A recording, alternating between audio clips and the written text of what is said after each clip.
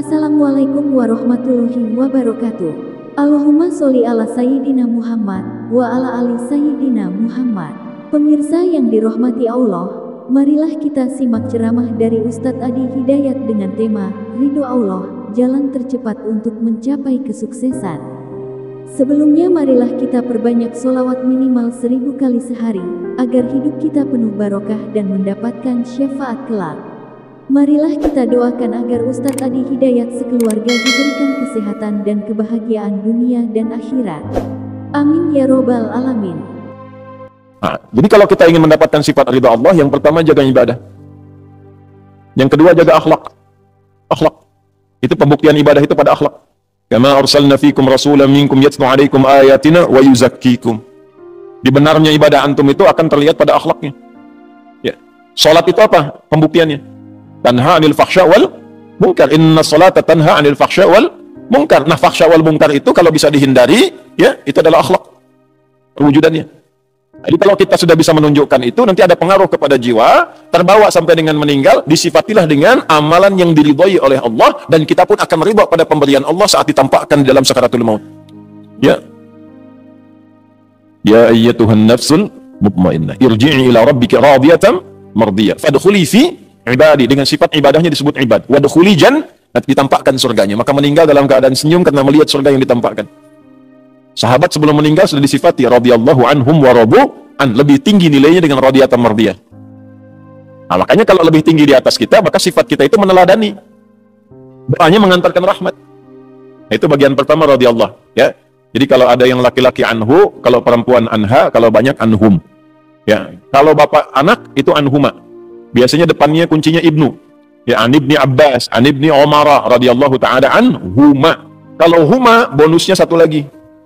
Mengalir pahala lagi untuk ayahnya dan ibunya, orang tuanya. Misal Ibnu Abbas itu kan dididik oleh ayahnya pedagang, sibuknya luar biasa. Tapi dia pengen satu dari keluarganya jadi ahli ilmu, yang mewarisi ilmunya Nabi SAW. Maka dari kecil disimpan di majlisnya Nabi. Titipin sama ibunya Ummu Fudail. Ya, tolong yang ini Abdullah ini siapin supaya jadi alim ke depan, ke majlis Nabi, simpan, nanti bawa lagi, simpan, bawa lagi, sampai Nabi meninggal beliau masih remaja, kisaran usia 13-14 tahun. Ya, sudah hafal 2000 hadis. Bapaknya baru 200, anaknya 2000. Didoakan oleh Nabi, Allahumma faqihhu fid din wa 'alimhu ta'wil. Kemudian disebut terjemahanil Quran, jadi pakar Al-Quran, jadi ahli fiqih. Nah, setiap beliau menyampaikan satu hadis dari 2000 itu pahala mengalir pada orang tuanya. Makanya disebut dalam kitab ulama radhiyallahu ta'ala anhuma. Sebagai tanda Abdullahnya dibuang, Abbasnya dimunculkan. Karena inisiatif mendidik anak itu datang dari orang tuanya. An ibni Abbasin. Ya. Nah, ilmunya dipakai, dalam ilmu sanad dipakai sebagai inspirasi. Kalau bapak ibu menyekolahkan anak ke pesantren, doanya dari ibu, dari bapak disiapkan yang halal, anak itu jadi ulama kemudian hari, hafal Quran, hafal hadis, setiap dia menyampaikan sesuatu, bapak ibu dapat transferan pahalanya.